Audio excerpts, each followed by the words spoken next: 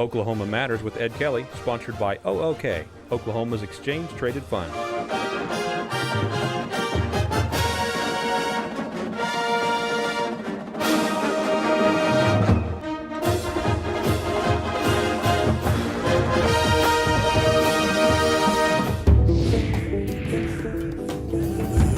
I'm Ed Kelley, editor of the Oklahoman.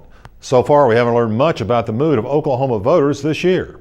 Conventional wisdom across the country is that veteran politicians, particularly incumbents, are in trouble in 2010.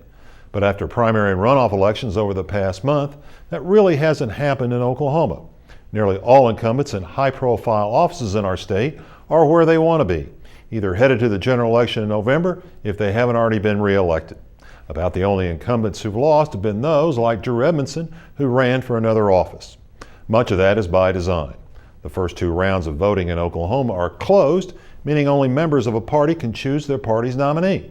That is, Democrats choose Democrats and Republicans will choose Republicans.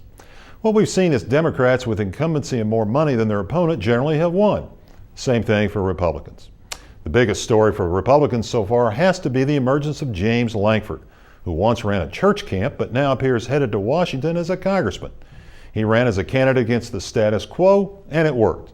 Whether his storyline can be replicated by other non-traditional candidates in November remains to be seen.